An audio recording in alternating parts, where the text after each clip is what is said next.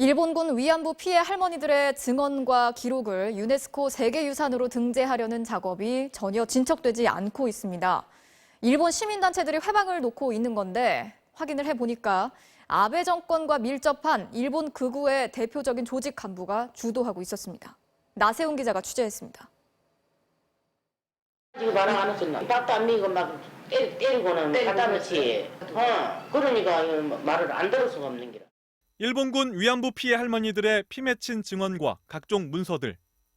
지난 2016년 한국과 미국, 대만 등 8개국 15개 단체는 위안부 기록 2,700여 건을 유네스코 세계기록유산에 등재 신청했습니다. 유일하고 대체 불가능한 자료라는 사전심사위원회의 높은 평가에도 불구하고 2017년 10월 최종 심사에서 등재가 보류됐습니다. 일본의 시민단체들이 위안부에 대한 긍정적 기록도 있다며 별도로 등재 신청을 하자 유네스코가 당사자 간 대화를 조건으로 등재를 연기한 겁니다. 기록유산 결정이라는 것은 등재와 등재가 아닌 거였는데 그 모호한 대화라고 하는 걸로 만들어놨기 때문에 사실상 유네스코 자체에서도 유일무이한 일이었거든요. 하지만 지난 2년 동안 양측 신청단체들 사이의 대화는 전혀 없었습니다. 일본 측 시민단체들이 응하지 않고 있기 때문입니다. MBC 취재 결과 일본 측 등재 신청에 참여한 일본 시민단체는 4곳.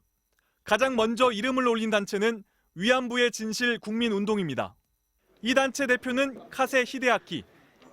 일본 대표 극우 조직으로 아베 정권과도 밀접한 것으로 알려진 일본 회의의 도쿄 본부장입니다.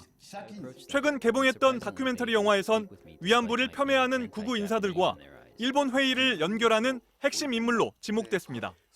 카세 히데아키는 다른 등재 신청 단체 대표들과 역사의 진실을 찾는 세계연합이란 곳에서도 임원으로 활동 중인데 위안부 피해를 부정하는 것이 역사의 진실이라고 주장하는 곳입니다.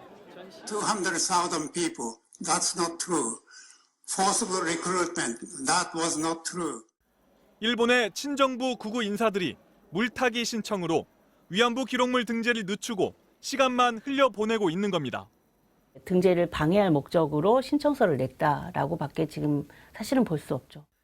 유네스코 역시 수억 원의 분담금을 내는 일본을 의식해 적극적인 중재를 하지 못하고 있는 상황.